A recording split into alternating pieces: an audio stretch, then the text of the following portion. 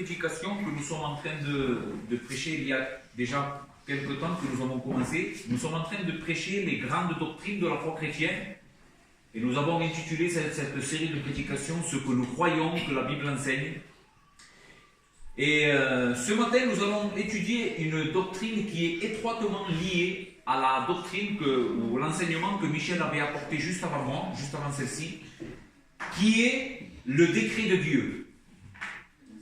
Je dirais même que l'enseignement de ce matin surgit de manière naturelle quand une personne ou un homme vient à la connaissance de cette doctrine qui est le décret éternel de Dieu.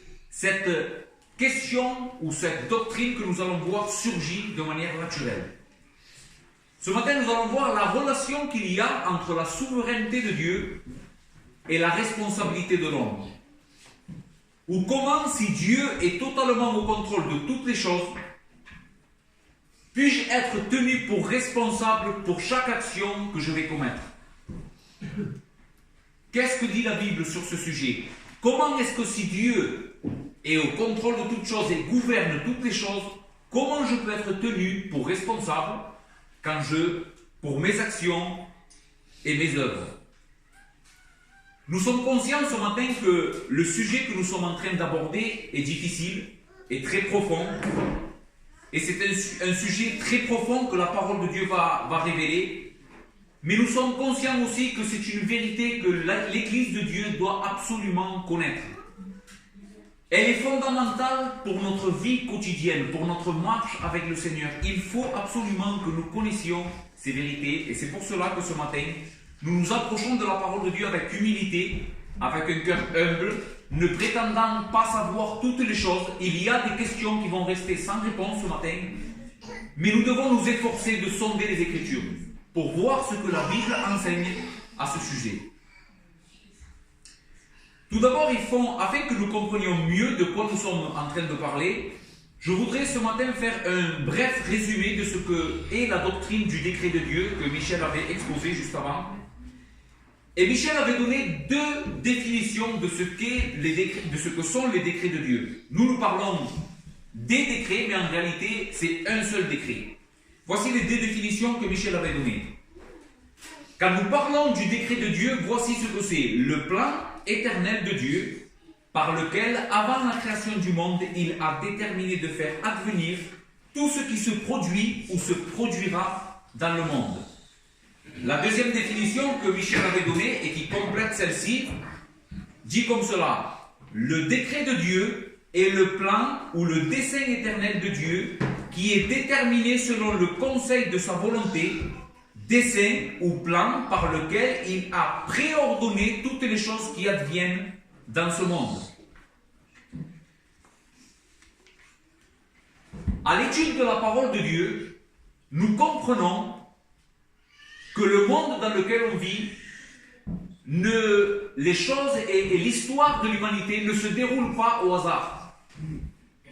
Tout ce qui advient dans ce monde, chaque chose, de la plus petite chose jusqu'à la plus grande chose, a été déterminée et a été décrétée par Dieu. Par exemple, tu peux mettre le premier texte. Dans Éphésiens 1:11, la parole de Dieu dit « En lui, nous sommes aussi devenus héritiers, ayant été prédestinés suivant la résolution de celui qui opère toutes choses d'après le conseil de sa volonté. » Dieu, le Dieu de la création, le Dieu de ce monde, le Dieu qui gouverne tout l'univers, opère toutes les choses d'après le conseil de sa volonté. Michel nous avait enseigné que la Bible enseigne que dans l'éternité passée, il y a eu un conseil entre les trois personnes de la divinité, c'est-à-dire le Père, le Fils et le Saint-Esprit, se sont concertés pour comment allait être ce monde, cet univers dans lequel on vit. Ils ont tout planifié. Tout a été planifié et préordonné par Dieu. Et c'est ce que la Bible nous enseigne. Nous ne pouvons pas mettre tous les textes. Il y en a tellement qu'il nous faudrait, je ne sais pas le temps qu'il nous faudrait pour étudier tous les textes. Nous avions vu aussi les caractéristiques de ce décret. Ce décret est fondé sur la sagesse de Dieu, sur sa justice, sur son éternité. En d'autres mots, le décret est fondé sur l'ensemble des attributs de Dieu. Et il est en harmonie parfaite avec la perfection glorieuse de la moralité de Dieu et de son caractère moral. C'est-à-dire que tous les plans que Dieu a prédéterminés et qui vont s'accomplir parfaitement sont justes, sont saints, sont sages, sont éternels, sont tout comme Dieu est. Le caractère de Dieu, ses attributs parfaits se voient dans son décret. Nous avions aussi vu la portée de ce décret. Nous avions dit que toute chose la plus insignifiante comme la chute d'un cheveu, comme l'événement le plus important qui est la mort du Fils éternel de Dieu à la croix, Jésus-Christ notre Seigneur, avait été planifié et décrété par Dieu. Et c'est ici ce que nous allons voir ce matin. À la lumière de ce que nous venons de dire, il surgit une question dans le cœur humain. Et c'est normal que cette question soit là. Si tel est le cas, si la parole de Dieu est la vérité et elle enseigne que Dieu a ordonné toutes les choses, comment est-ce possible et comment est-ce ma liberté et mes désirs peuvent être réels? Si Dieu a ordonné toutes les choses, comment ma volonté et mes désirs peuvent être réels? Comment Dieu peut me tenir pour responsable de mes actions quand en réalité tout ce qui se passe a été préordonné et est sa volonté à lui?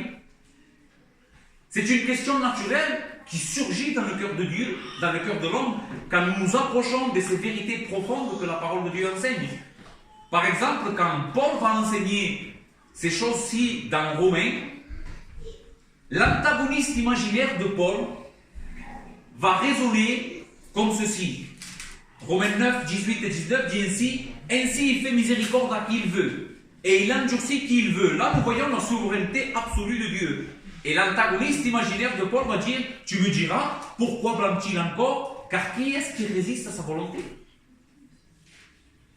C'est une question qui surgit dans le cœur de l'homme. La Bible donne une réponse qui peut, par la foi, et je tiens à souligner cette parole, qui peut, par la foi en la parole de Dieu, apaiser nos cœurs et calmer l'agitation de notre esprit. La Bible donne une réponse qui est satisfaisante, qui doit nous satisfaire, qui doit apaiser l'agitation que cette vérité profonde de la parole de Dieu va faire naître dans notre esprit. Tout d'abord, je tiens à signaler deux grandes erreurs qui se commettent par la majorité des personnes quand ils traitent de ces sujets. Il y a deux extrêmes que nous devons éviter absolument. Le premier extrême, c'est les personnes qui accentuent trop la souveraineté de Dieu en déchargeant l'homme de toute responsabilité. Ils parviennent ainsi à une interprétation de la vie et des Écritures très fataliste. C'est-à-dire que pour cette personne, si Dieu a tout déterminé d'avance, si tout ce qui est en train d'arriver dans l'histoire de l'humanité, Dieu l'a décrété, et ça va s'accomplir infailliblement, à quoi bon alors faire les choses et combattre pour les choses? À quoi bon s'efforcer si tout arrivera, que je le fasse ou pas? Il n'y a rien que je puisse faire pour changer ou pour changer mon sort ou pour changer ma destinée. Et cela est une interprétation fausse de la parole de Dieu. Cette interprétation-là d'une souveraineté de Dieu et de ce que la Bible enseigne, fataliste et fausse, et n'est pas bonne. Nous devons la rejeter. De l'autre côté, qui est l'opposé à cette pensée, nous avons les personnes qui, d'une certaine manière, vont rejeter et amoindrir ce que la Bible enseigne sur la souveraineté de Dieu. C'est-à-dire que ces personnes ne croient pas qu'il y ait quelque chose comme un plan que Dieu aurait écrit avant la fondation du monde et qui est en train de s'accomplir de manière infaillible. Mais tout dépend de la décision que les hommes prennent. Chacun de nous prenons des décisions et Dieu ajuste son plan en conséquence de la volonté et des décisions que nous allons prendre. Et cela aussi est faux. Cela aussi est une erreur. Dans le livre de Daniel, nous avons le témoignage d'un grand roi Ce roi-là, la Bible enseigne qu'à un moment donné, quand son règne est venu à son apogée, gouverner la terre entière. Et ce roi, à cause de l'arrogance de son cœur, Dieu va devoir l'humilier. Et après que Dieu l'ait humilié, après que Dieu s'est révélé à lui, ce roi-là va dire ces paroles. Dans Daniel 4, au verset 34, la Bible dit ainsi: après le temps marqué, moi, Nebuchadnezzar, je levai les yeux vers le ciel et la raison me revint. Je bénis le Très-Haut et je louai et glorifiai celui qui vit éternellement. Celui dont la domination est une domination éternelle et dont le règne subsiste de génération en génération. Tous les habitants de la terre ne sont à ses yeux que néant. Il agit comme il lui plaît avec l'armée des cieux et avec les habitants de la terre. Et il n'y a personne qui résiste à sa main et qui lui dise: que fais-tu? Ainsi, la Bible établit clairement la souveraineté absolue de Dieu sur l'histoire de l'humanité. La question se pose alors: quelle est la bonne position à adopter face à cette vérité que la Bible nous enseigne? Où devons-nous trouver les réponses? Et les réponses se trouvent évidemment dans la parole de Dieu. Il n'y a nulle part ailleurs où nous pouvons trouver cette réponse que je disais, qui est satisfaisante pour nos cœurs, qui doit par la foi apaiser cette agitation que soulève cette vérité. Tout d'abord, il faut que nous comprenions qu'il y a des choses que l'esprit humain n'est pas capable de comprendre dans sa totalité. Des choses qui, à première vue, peuvent nous sembler à nous contradictoires, mais qui ne le sont pas forcément pour Dieu. Pour autant, il ne faut pas que nous rejetions ou que nous tordions une vérité que Dieu a clairement dévoilée dans sa parole. Pour la simple raison que celle-ci ne s'accorde pas avec notre logique humaine. Ce n'est pas parce que la Bible révèle des vérités profondes, des vérités que notre entendement humain n'est pas capable de comprendre dans sa totalité, que nous devons nier ou tordre ces vérités. La bonne attitude qu'il nous faut avoir ce matin, c'est de soumettre notre esprit humblement aux Écritures. Si la Bible dit que Dieu est absolument souverain et en même temps affirme que je suis complètement responsable, alors je crois ces deux vérités, même si je ne comprends pas comment elles fonctionnent ensemble. Si la Bible dit Dieu est souverain et le plan éternel que Dieu a établi avant la fondation du monde va s'accomplir irrémédiablement, mais que la Bible enseigne aussi, comme nous allons le voir, que l'homme est absolument responsable pour chacune de ses œuvres, qu'elles soient bonnes ou mauvaises. Alors, si la Bible ne révèle pas comment cela fonctionne, je dois croire ces deux vérités et les affirmer. Oui, Dieu est souverain, je le crois parce que la Bible enseigne, et oui, l'homme est responsable, et je le crois aussi parce que la Bible enseigne. Ce sont deux vérités, comme nous allons le voir, qui parcourent toutes les Écritures. Elles sont parallèles, parfois nous les voyons même dans le même texte. Elles sont parallèles, ces deux vérités que la Bible et Dieu a révélées, elles sont parallèles, nous ne savons pas comment cela fonctionne ensemble, cependant, la parole infaillible et inspirée de Dieu les révèle. Et en tant que croyants, en tant que chrétiens responsables, comme je dis, nous devons soumettre humblement notre esprit à la parole de Dieu. Amen. Ce que je vous propose maintenant, tout simplement, c'est de étudier quelques passages bibliques pour voir si nous trouvons ces deux vérités dans les textes que nous allons étudier. Le premier passage que je vous invite à étudier ensemble, c'est dans Genèse 45. Nous allons lire l'histoire de Joseph. Genèse 45, du verset 4 au verset 8.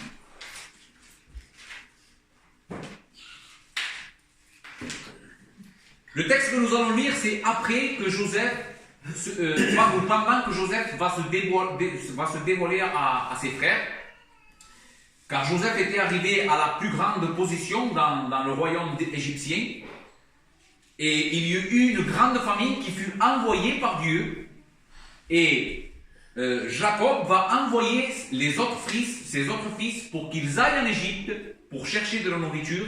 Et Joseph va se dévoiler à ses frères. Joseph dit à ses frères, approchez-vous de moi. Et ils s'approchèrent et il dit, je suis Joseph, votre frère, que vous avez vendu pour être amené en Égypte. Maintenant, ne vous affligez pas et ne soyez pas fâchés de m'avoir vendu pour être conduit ici. Car c'est pour vous sauver la vie que Dieu m'a envoyé devant vous. Voilà 2 ans que la famine est dans le pays, et pendant 5 années encore, il n'y aura ni labour ni moisson. Dieu m'a envoyé devant vous pour vous faire subsister dans le pays, et pour vous faire vivre par une grande délivrance. Ce n'est donc pas vous qui m'avez envoyé ici, mais c'est Dieu. Il m'a établi père de Pharaon, maître de toute sa maison, et gouverneur de tout le pays d'Égypte. Ici, nous devons faire 2 questions au texte. Premièrement, nous voyons que Joseph ne va pas dégager de leur culpabilité ses frères. Il ne va pas dire, non, non, c'est pas vous qui m'avez vendu. Dans le verset 4, il dit que c'est vous qui m'avez vendu pour être mené en Égypte. Donc les frères de Joseph étaient coupables d'avoir vendu Joseph en Égypte, d'avoir eu un cœur mauvais contre Joseph, d'avoir été jaloux de Joseph. C'est les frères de Joseph qui ont fait cela. Dans le chapitre 50, à la Genèse,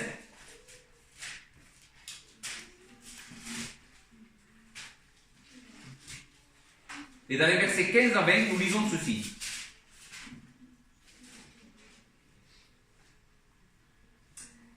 Quand les frères de Joseph virent que leur père était mort, ils dirent, si Joseph nous prenait en haine et nous rendait tout le mal que nous lui avons fait, de quoi avaient peur ces frères ici? Que Joseph se venge. Ils étaient conscients qu'ils avaient fait du mal à Joseph. Et ils firent dire à Joseph, ton père a donné cet ordre avant de mourir. Vous parlerez ainsi à Joseph, oh, pardonne le crime de tes frères. Pardonne le crime, le péché de tes frères. Et leur péché, car ils t'ont fait du mal. Pour donner maintenant le péché de tes serviteurs, du Dieu de ton père. Joseph pleura en entendant ces paroles. Ses frères vinrent eux-mêmes se prosterner devant lui et lui dire, nous sommes tes serviteurs. Joseph leur dit, soyez sans crainte, car je suis à la place de Dieu. Suis-je à la place de Dieu? Vous aviez médité de me faire du mal. Dieu l'a changé en bien pour accomplir ce qui arrive aujourd'hui. Ses frères avaient médité le mal contre Joseph. Cela est clair, la Bible enseigne clairement. Le péché des frères de Joseph était mis sur leur compte. Cependant, Joseph va dire, c'est Dieu qui m'a envoyé ici. Ce n'est pas vous qui m'avez envoyé. Dans le verset 7, il dit, Dieu m'a envoyé devant vous. Et là, nous voyons déjà ces 2 vérités qui sont parallèles. Nous ne comprenons pas comment est-ce possible que ce soit les frères de Joseph qui aient vendu Joseph de leur plein gré à cause du péché de leur cœur. Cependant, Dieu était en train de contrôler toute l'histoire de la vie de Joseph.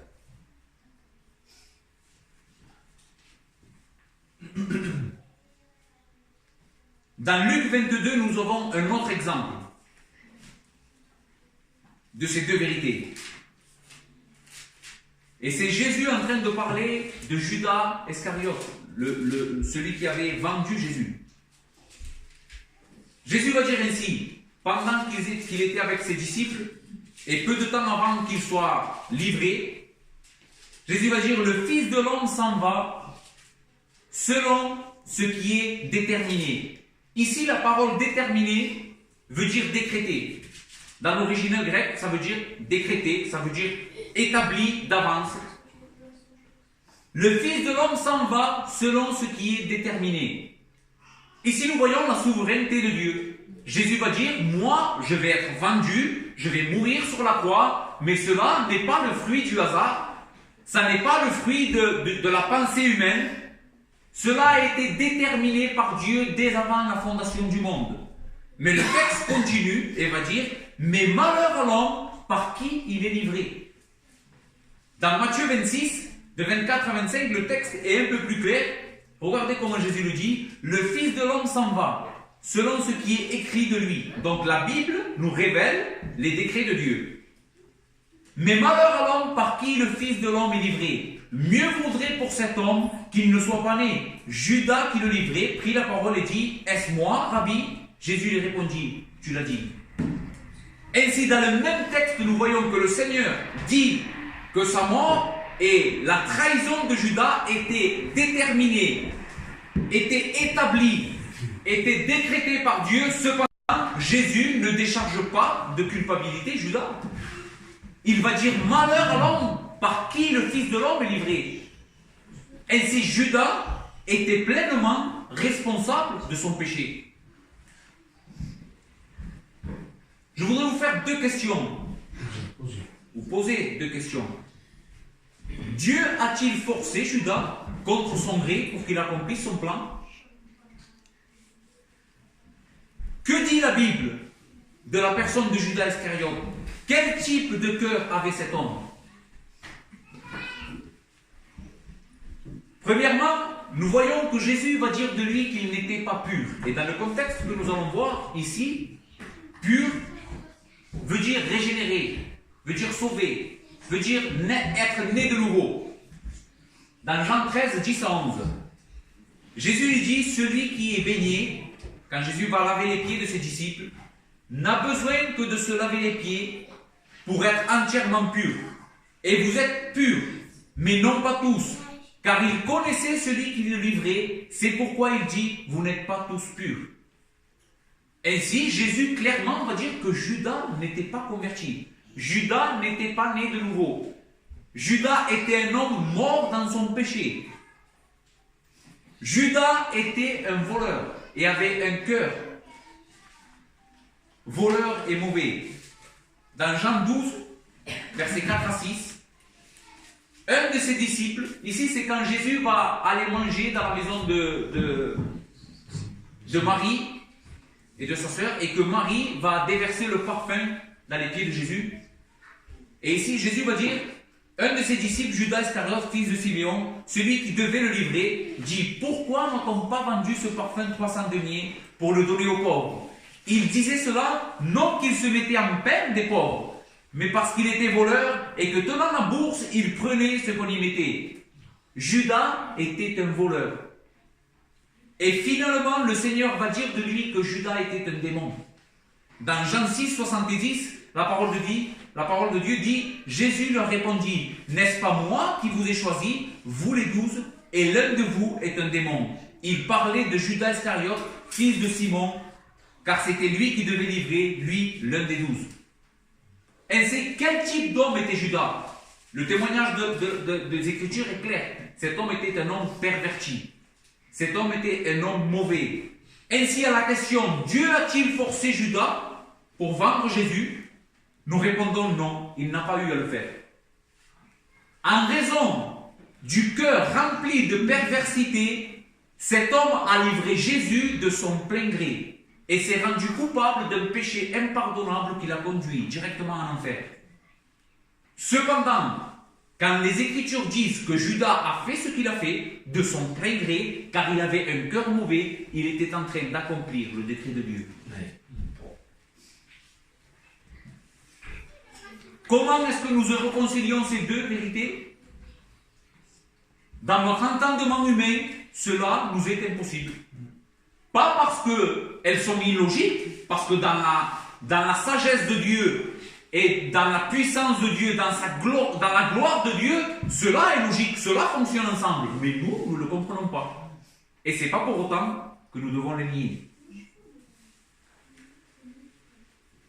Nous avons vu donc que Dieu exerce sa souveraineté absolue sur les mauvaises œuvres des hommes, sans pour autant les décharger de culpabilité. Voyons maintenant, nous allons voir maintenant, comment dans les affaires courantes de la vie, ces deux vérités aussi sont clairement établies par la parole de Dieu. Dieu contrôle toutes les choses et en même temps, les hommes sont responsables des affaires courantes de leur vie. La lecture que nous allons faire est un peu longue, mais je vous en prie, soyez attentifs et retenez bien chacun des détails de l'histoire que nous allons lire. Elle se trouve dans 1 Samuel, au chapitre 9, et nous allons lire du verset 1 jusqu'au verset 17.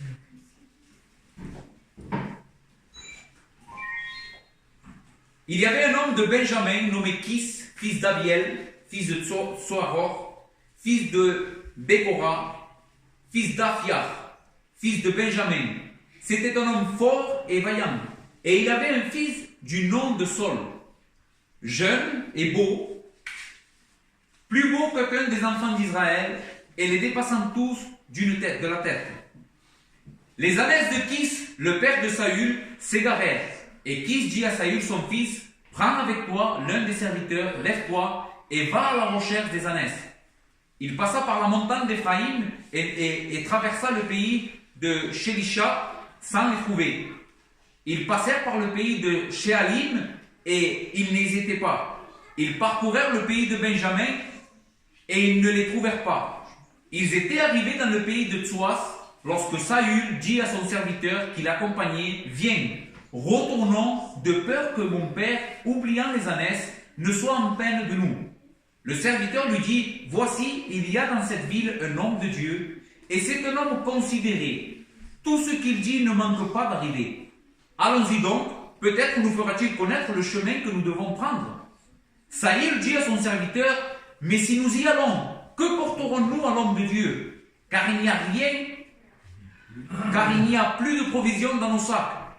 Et nous n'avons aucun présent à offrir à l'homme de Dieu. Qu'est-ce que nous avons? Le serviteur reprit la parole et dit à Saül, voici, j'ai sur moi un quart d'un cycle d'argent. Je le donnerai à l'homme de Dieu et il nous indiquera notre chemin. Autrefois, en Israël, quand on allait consulter Dieu, on disait, venez, allons voir le voyant, car celui qu'on appelle aujourd'hui le prophète s'appelait autrefois le voyant. Saül dit à son serviteur, tu as raison, viens, allons. Et ils se rendirent à la ville où était l'homme de Dieu. Comme ils montaient à la ville, ils rencontrèrent des jeunes filles sortir pour puiser de l'eau. Et ils leur dirent, le voyant est-il ici? Elles leur répondirent en disant, oui, il est devant toi, mais va promptement, car aujourd'hui il est venu à la ville parce qu'il y a un sacrifice pour le peuple sur le haut lieu. Quand vous serez entrés dans la ville, vous le trouverez avant qu'il monte en haut au lieu pour manger, car le peuple ne mangera pas avant son arrivée, parce qu'il doit bénir le sacrifice, après quoi les conviés mangeront. Montez donc, car maintenant vous le trouverez. Et ils montèrent à la ville, et ils étaient arrivés au milieu de la ville quand ils furent rencontrés par Samuel. Samuel ici est le prophète de Dieu, qui sortait pour monter au haut lieu. Or, un jour avant l'arrivée de Saül, l'Éternel avait averti Samuel en disant, demain, à 7 heures, je t'enverrai un homme du pays de Benjamin et tu l'aimeras pour chef de mon peuple Israël. Il sauvera mon peuple de la main des Philistins, car j'ai regardé mon peuple, parce que son cri est venu jusqu'à moi. Lorsque Samuel eut aperçu Saül, l'Éternel lui dit, voici l'homme dont je t'ai parlé, c'est lui qui régnera sur mon peuple. Cette histoire est extraordinaire. Elle est extraordinaire quand nous considérons ce que nous sommes en train d'étudier et que nous sommes en train d'étudier la souveraineté de Dieu et la responsabilité de l'homme. Nous voyons dans cette histoire tous les éléments qui vont intervenir pour que Saül se trouve à l'heure précise où Dieu voulait qu'il se trouve. Dieu va dire à Samuel, demain à cette heure-ci, c'est-à-dire pas à une heure où Dieu ne voulait pas que Saül soit dans cette ville. Il était devant Samuel précisément quand Dieu l'a voulu. Mais quand nous considérons tout ce qui s'est passé pour que Saül se trouve à ce moment-là, à cet endroit, nous voyons la puissance de Dieu agir dans tous les cœurs. Nous voyons par exemple que les ânesses vont se perdre et Saül, d'une manière spontanée et normale, va se lever pour aller chercher les ânesses de son père. Nous voyons l'ami ou le serviteur de Saül qui va mettre son argent à la disposition de Saül pour que Saül puisse aller consulter l'homme de Dieu. Nous voyons ces jeunes filles qui vont sortir à une heure précise et qui, avec bonté et délicatesse, vont indiquer la route et le chemin que Saül doit prendre pour aller rencontrer l'homme de Dieu. Elles vont même l'empresser. Vas-y, fais vite. Comme si elles savaient qu'il fallait qu'il se présente à une heure, mais en réalité, elles ne savaient rien.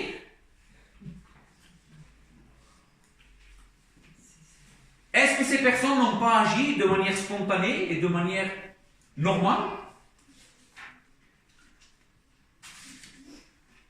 Est-ce que ces personnes n'ont pas agi par leur propre désir et en utilisant leur intelligence et leurs moyens de raisonnement? Bien sûr que oui.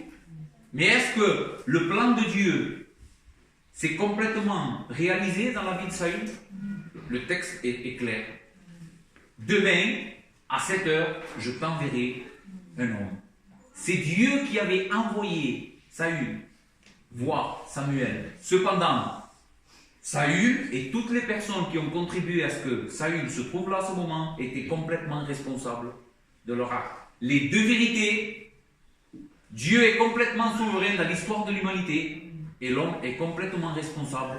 Nous les voyons dans ce texte, parallèles, nous ne les comprenons pas, mais nous les acceptons par la foi. En dernier lieu, et ce sera mon dernier point, je voudrais vous montrer comment ces deux vérités sont aussi dans la manière dont Dieu sauve les hommes du péché. Si nous disons que Dieu est au contrôle de toutes les choses, et tout ce qui advient dans ce monde est l'effet immédiat du décret de Dieu, comment n'en serait-il pas ainsi d'une chose si importante comme le salut des personnes et le rachat et la glorification de l'Église de Dieu? Comment est-ce que Dieu va se préoccuper d'un cheveu qui tombe d'une tête et ne va pas décréter, et ces vérités ne vont pas être effectives dans le salut que Dieu a donné aux hommes? Il est évident que ces deux vérités aussi s'appliquent à l'œuvre du salut. Oui, nous croyons, en nous fondamentant dans la parole de Dieu, que Dieu a élu de toute éternité ceux qui vont être sauvés. Et que tous ceux que Dieu a élus avant l'éternité vont irrémédiablement venir à la foi en Jésus-Christ et être sauvés par lui. Non pas parce qu'ils sont bons, non pas parce qu'ils ont une inclination de cœur plus que les autres, mais uniquement parce que Dieu les a élus par pure grâce. Mais les principes que nous avons vus dans les autres passages fonctionnent aussi dans le salut des hommes. Et si Dieu est complètement apte et complètement souverain dans le salut de l'humanité, l'homme est complètement responsable de répondre à ce salut par la foi et la repentance. Oui. Le premier texte que nous allons étudier se trouve dans Jean 1, versets 9 ou 13.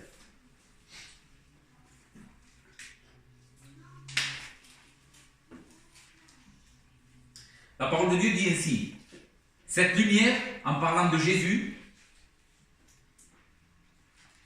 cette lumière était la véritable lumière qui, en venant dans le monde, éclaire tout homme. Elle était dans le monde, et le monde a été fait par elle, et le monde ne l'a point connue. Elle est venue chez les siens, et les siens ne l'ont point reçue. Mais à tous ceux qui l'ont reçue, à ceux qui croient en son nom, elle a donné le pouvoir de devenir enfants de Dieu. Arrêtons-nous ici. La première partie du texte nous apprend clairement la doctrine de la responsabilité humaine. Elle nous dit clairement que cette lumière est venue dans le monde et elle éclaire tout homme. Il y a des hommes qui la reçoivent et qui croient en son nom, et il y a des hommes volontairement qui rejettent cette lumière et qui préfèrent rester dans leurs ténèbres. L'homme est responsable face à l'évangile. Si une personne à l'écoute de l'évangile ne croit pas dans la personne de Jésus-Christ, ne se repent pas de ses péchés et ne croit pas en Christ, elle sera condamnée en enfer à cause de l'incrédulité de son cœur. Elle ajoutera à tout ce péché celui de n'avoir pas cru dans le témoignage de Jésus-Christ. Cependant, le texte ne s'arrête pas là. Le texte poursuit et dit: mais à tous ceux qui l'ont reçu, À ceux qui croient en son nom, elle a donné le pouvoir de devenir enfants de Dieu, lesquels sont nés non du sang, ni de la volonté de la chair, ni de la volonté de l'homme, mais de Dieu. Ici, nous avons l'autre ligne, la souveraineté de Dieu. Oui, l'homme est responsable. Oui, l'homme doit répondre par la foi en l'évangile. Mais Dieu est complètement souverain. Ces personnes-là qui ont cru en Christ ne sont pas nés par la volonté du sang. C'est-à-dire qu'ils ne sont pas nés par filiation. Elles ne croient pas en Jésus parce qu'elles étaient fils d'eux. Non. Elles ne sont pas nées non plus selon la volonté de la chair. La chair dans la Bible, c'est l'inclination mauvaise, ou l'homme irrégénéré, l'homme mort dans son péché. Elles ne sont pas nées non plus par un raisonnement humain, par la volonté humaine, par une bonne décision humaine. Non. Mais elles sont nées de Dieu. C'est l'exercice de la volonté souveraine de Dieu qui a fait naître ces personnes de nouveau, et pas tout ce que nous venons de dire. Donc nous voyons ces deux vérités même dans le salut.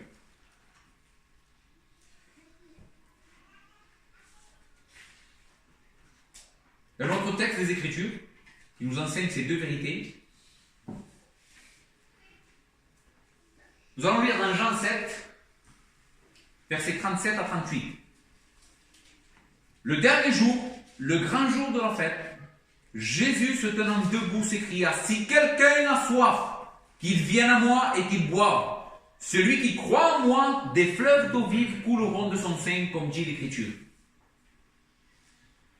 Ici, c'est une invitation claire. Le Seigneur fait une invitation générale à tous ceux qui l'écoutent. Celui qui croit en moi, venez à moi. Vous tous qui avez soif, celui qui a soif, qu'il vienne à moi. Et c'est une invitation générale à quiconque l'entend. Cependant, nous ne devons pas, nous le savons, interpréter les Écritures à part des Écritures. Parce que si nous allons au chapitre 6, qui est un chapitre juste avant, regardez les paroles que Jésus va dire dans le verset 37.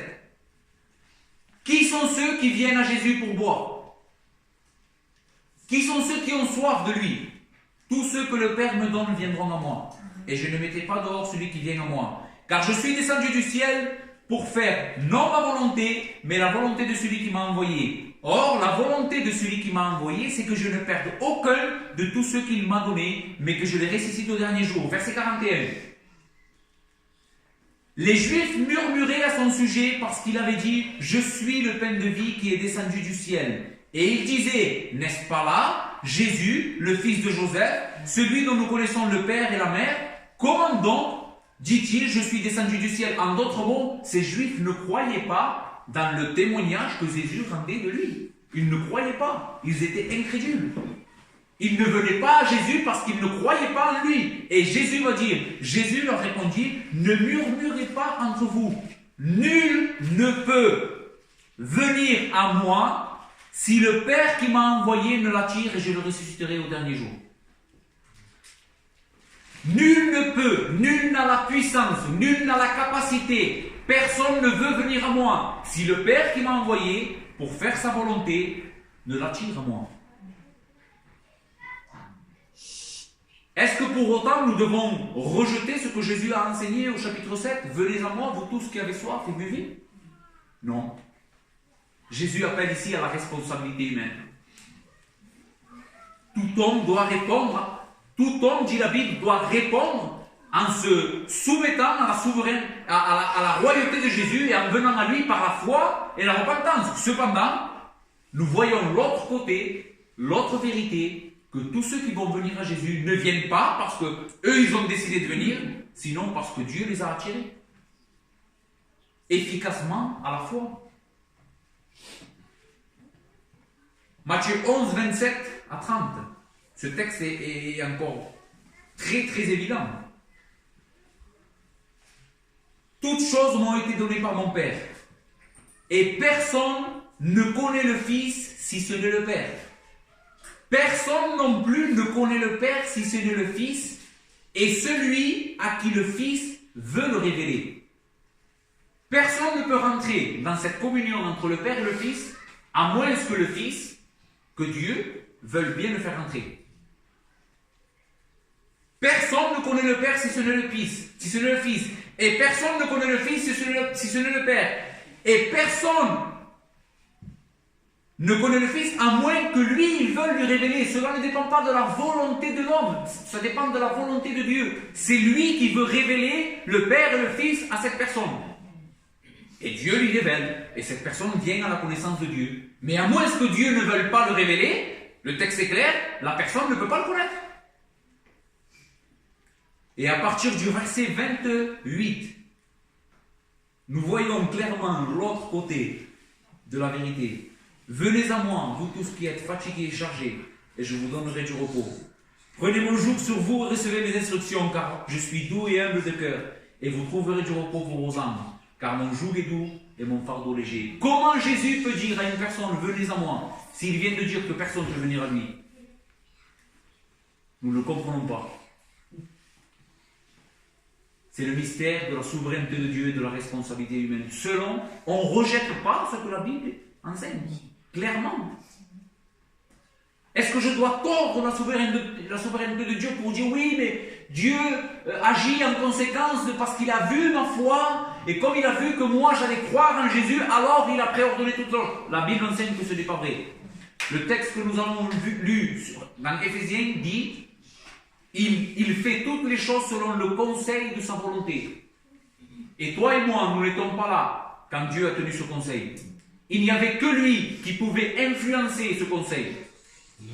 Il y a un autre texte où Paul va dire qui a enseigné le Seigneur?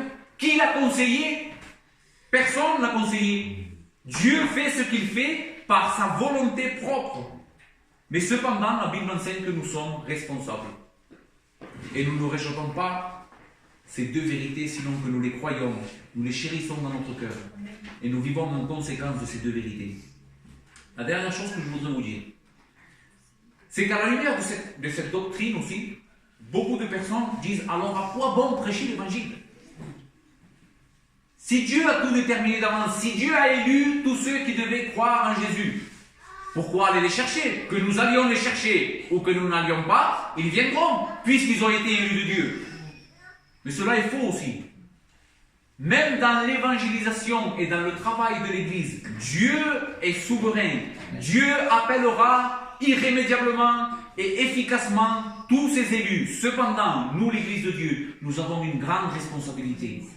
C'est d'aller à toutes les nations et prêcher l'Évangile. 2 Timothée 2, 8 à 10. C'est Paul en train d'encourager Timothée à qu'il exerce son ministère. Il va lui dire, Timothée, prêche la parole.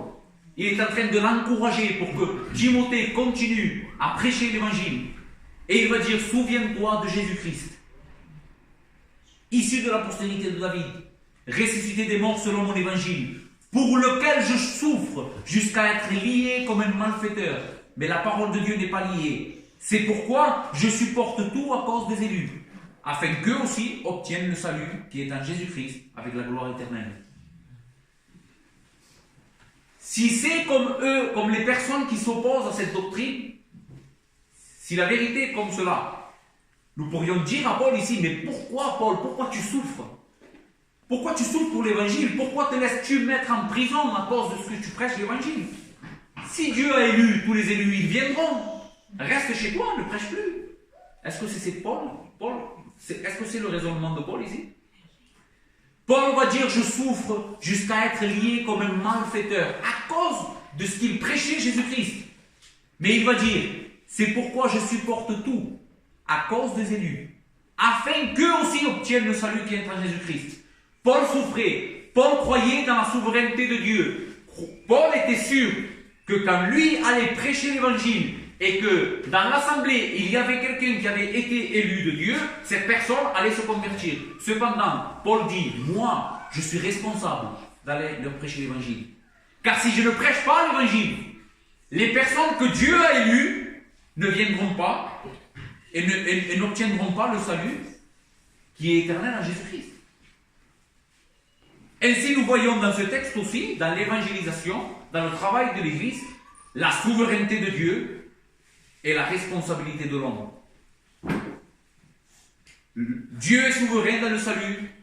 Nous, l'Église, nous sommes responsables d'aller porter le message de l'Évangile à toutes les nations. Et nous savons que ce message va être effectif. Nous avons confiance dans ses promesses. Puisque Dieu a élu, alors allons prêcher.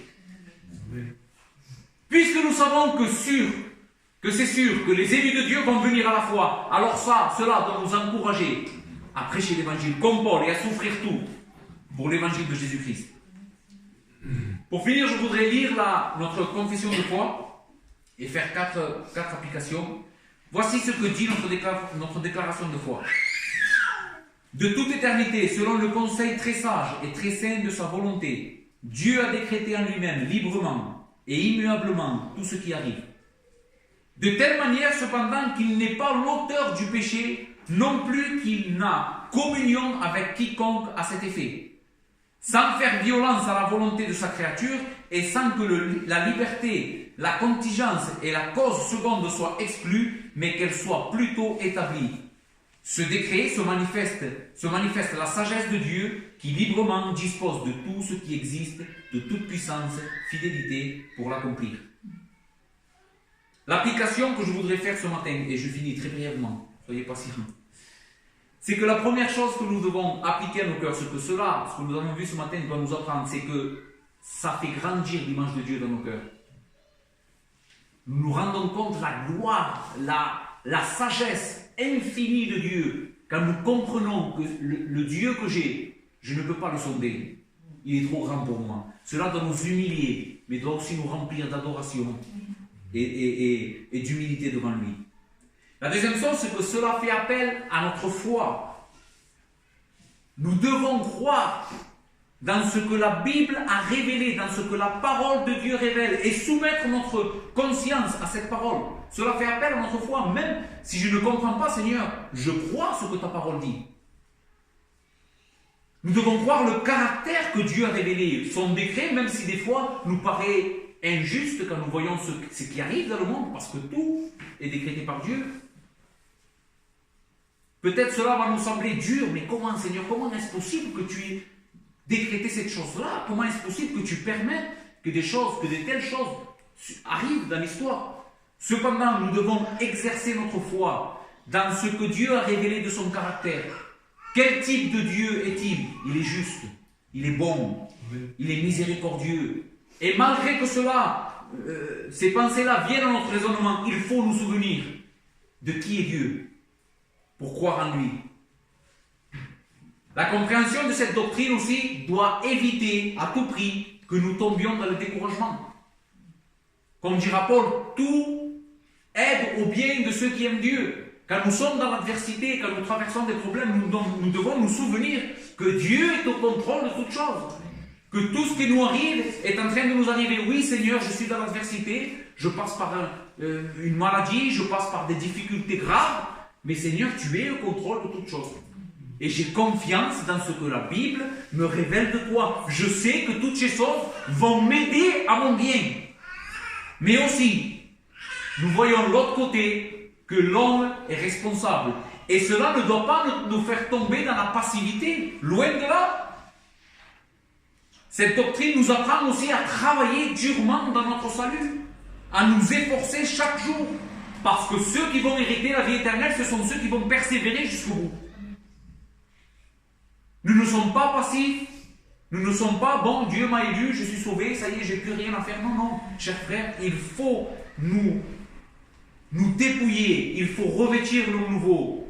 Il faut nous efforcer chaque jour de lutter contre nos péchés, de devenir plus saints, de grandir dans la connaissance de Jésus-Christ. Toutes ces choses sont de notre responsabilité. Ainsi, ce matin, ce que nous avons vu, j'espère que ça nous a édifiés et que nous allons le mettre en pratique dans notre vie de chaque jour. Comme j'ai dit au début, c'est des vérités qui sont très pratiques en réalité. Même s'ils sont très profondes, elles sont très pratiques parce que nous allons les utiliser à chaque moment de notre vie. Amen. Nous allons prier le Seigneur. Merci Seigneur.